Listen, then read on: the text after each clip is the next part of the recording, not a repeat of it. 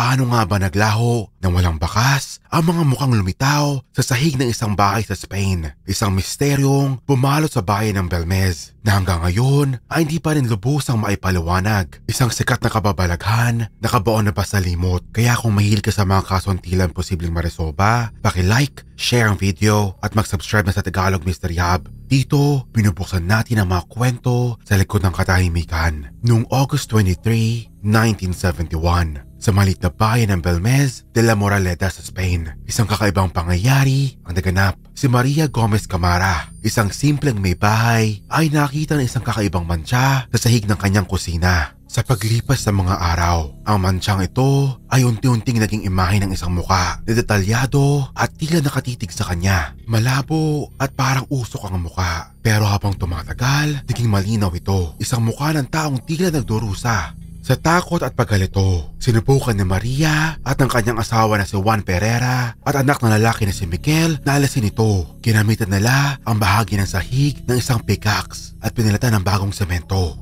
Pero mas nakakagulat nang sirain nila ang bahagi ng sahig, may panibagong mukha na naman ang lumitaw sa parehong lugar. Ang balitang ito ay mabilis na kumalat at ang bahay ni Maria ay tinaguriang La Casa de las Caras o bahay ng mga muka. Ayon sa ilang ulat, nakarecord pa raw sila ng mga psychophony o misteryosong boses sa loob ng bahay. Nabalita ito sa buong bahay ng Belmez at maraming nagsabi na baka sinapian o tinarget ng masamang espiritu ang bahay para pakalmahin ang mga tao. Humingi ng permiso ang mayor sa pamilya Pereira para ipagpatuloy ang investigasyon. Pumayag naman sila dahil gusto rin nila malaman ang totoo. Dahil sa patuloy na paglitaw ng mga muka, napagpasyahan ng lokal na gobyerno na magsagawa ng investigasyon. Hinukay nila ang sahig ng kusina at sa lalim na halos 9 feet, natagpuan nila ang mga labi ng tao. Ilang bungo at buto na tila mula pa sa ancient times. Sa mas malalim na pagsusuri ng mga kalansay, napag-alamang galing pa raw ang mga ito noong 13th century. Pero nanatiling misteryo kung sino sila dahil wala namang record na may mga taong inilibing doon. Nagpasya ang gobyerno ng Belmez na ang mga labi ay ilibing ng maayos sa isang katolikong sementeryo at muling inayos ang sahig.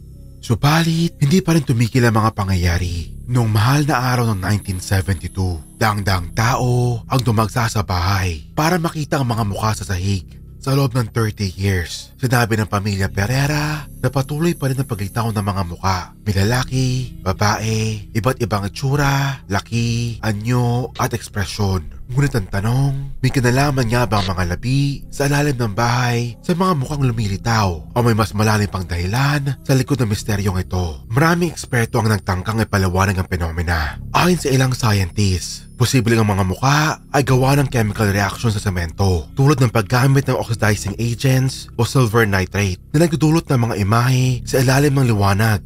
Ang karaniwang artificial cement ay gawa sa limestone, clay at gypsum. May ibang klase rin gaya ng aluminum cement na kulay itim. Sa isang mukha sa sahig na tinawag na El Pelao, may nakita raw na aluminum na posibleng indikasyon na aluminum cement ang ginamit. Pero hindi tinukoy sa report ay eksaktong dami o katangian ng aluminum para malaman kung anong klase talaga ito. Ayon naman kay Ramos Pereira, ang unang mukhang lumitaw sa dingding ay tinawag ng La Pava. Ngayon, halos nawawala na ito na madalim at mamasa-masang semento ayon sa mga litrato online. Pero sa ICV analysis, hindi raw napatunayan na walang pintura. May mga argumento rin si Ruiz Noguez na hindi pintura ang ginamit para pahiran daw ang mga mukha ng Belmez. Ang enamel paint ay madaling matanggal kung kuskusin. Nag-iiwan ito ng manipis na pelikula na madaling makita. Mababa ang tolerance ito sa acid at detergent. Ayon kay Ruiz Noguez, posibleng gumamit ng lead sa mga semento o guhit dahil matagal nang ginagamit ang lead sa paggawa ng pangunahing kulay. Mababa raw ang chromium sa pagsusuri kaya hindi ito ang ginamit. Nagbibigay ang lead ng manidilim at mahirap makita na kulay na hindi nagagawa ng chromium. Ang mga enamel na may lead ay mura at madalas gamitin sa bahay dahil madali itong ipahid. Noong 1971, inatasan siya ng isang department ng Spanish Ministry of the Interior na pangunahan ang isang grupo ng mga eksperto sa chemistry ng semento. Pinag-aralan nila ng husto ang mga nangyayari sa bahay at gumawa ng ulat. Ilang posibleng panloloko ang kanyang binanggit tulad ng pagkulay gamit ang madilim na substance, pinaghalong uling at suka at gamit ng kemikal para lumikha na epekto.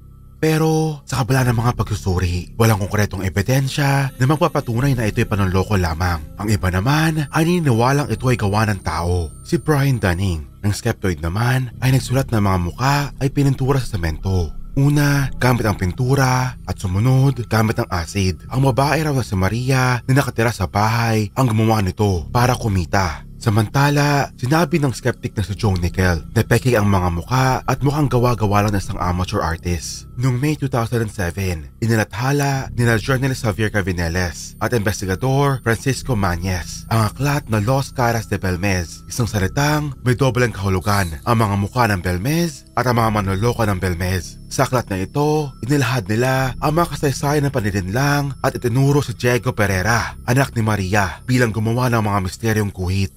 Ang mga paranormal investigators ay naniniwala na mga muka ay resulta ng photography o isang kakayahan na mag-imprenta ng imahe mula sa isipan patungo sa isang bagay. Ang ilan naman ay nagsasabing ito ay gawa ng mga espiritu na hindi matahimik na nagpaparamdam sa pamamagitan ng mga imahe sa sahig. Isang sosyolohistang si Manuel Martin Serrano mula sa Complutense University of Madrid ang nagsulat ng Sociología del Milagro, ang kauna-unahang libro na nagsuri sa kaso ng Belmez mula sa pananaw ng isang skeptic.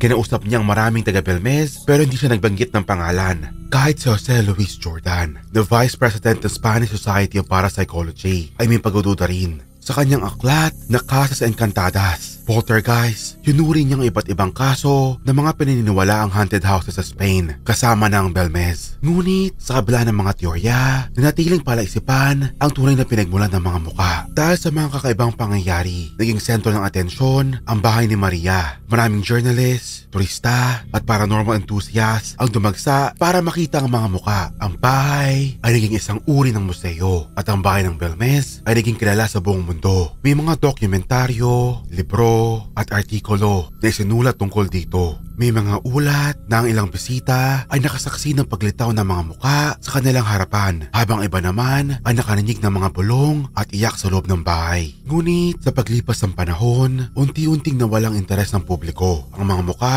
ay naging pamilyar na tanawin at ang misteryo ay tila naging bahagi na lamang ng kasaysayan ng bayan. Noong February 2004, pumanaw si Maria Gomez Camara sa edad na 85. Pagkatapos ng kanyang kamatayan, unti-unting nawala ang mga muka sa sahig ng kanyang bahay. Ang dating buhay na imahe ay naging malabo hanggang sa tuluyang maglaho. May mga nagsasabing ito'y dahil sa renovation ng bahay. Ang iba naman ay naniniwalang ang pagkamatay ni Maria noong 2004 ay may kinalaman sa pagkawala ng mga imahe. May mga ulat na nagsasabing may mga bagong mukha na lumitaw matapos ang kamatayan ni Maria. Pero ito hindi na kasing dami o kasing linaw na mga nauna. Pero paano nga ba nawala ang mga mukha? May mga nagsasabing ang pagkawala ng mga mukha ay may kaugnayan sa pagkawala ni Maria na siya naging daluyan ng mga espiritu o enerhiya na nagtutulot ng penomena. Ang tanong ngayon, totoo ba ang mga mukhang ito o isa lang itong malaking panloloko? Ngunit hanggang ngayon, walang malinaw na paliwanag kung bakit at paano naglaho ang mga mukha. May mga naniniwalang ang mga muka ay resulta ng pareidolia, ang tendency ng utak ng tao na makita ng pamilyar na imahe sa mga random na pattern. Ang iba naman ay naniniwalang ito ay gawa ng mga espiritu na nais makapag-ugnayan sa mundo ng mga buhay. May mga eksperimento ring sinagawa para patunayan o papaluanan ang mga muka. Ang ilan ay nagsasabing ito ay gawa ng kemikal o pintura, habang iba naman ay naniniwalang walang ebidensya ng panloloko sa kabila ng pagkawala ng mga muka. Nanatili ang kwento ng Belmez Faces sa kasaysayan ng mga kababalaghan. Ito ay naging bahagi ng kultura at folklore ng Spain. Ang misteryo ng Belmez Faces ay nanatiling bukas na kaso na patuloy na kinagigiliwan at pinagkatalunan ng marami. Ang kaso ng Belmez Faces ay isa sa pinakakilala o pinakatanyag na misteryo sa kasaysayan ng paranormal. Isang simpleng bahay na naging sentro ng kakaibang penomena na hanggang ngayon ay hindi pa rin lubusang maipaliwanag. Anong sa tingin mo? Panloloko lang ba ito? O tunay na pagpaparamdam ng mga espiritu? Kung totoo man o hindi, ito ay patunay na ang tao ay likas na mausisa at naghahanap ng kasagutan sa mga bagay na hindi maipaliwanag. Ano sa tingin mo ang tunay na nangyari sa mga mukha ng Belmez? Ibahagi yung opinyon sa comment section at binabasa ko ang bawat teorya. At kung nais mo pang makarinig ng iba pang mga misteryo at kwento ng kababalaghan, huwag kalimutang i-like, i-share, at mag-subscribe na sa Tagalog Mystery Hub. Dito, sabay nating binubuksan ang mga lihim na ginustong ibaon sa habang buhay na limot. Hanggang sa muli, paalam.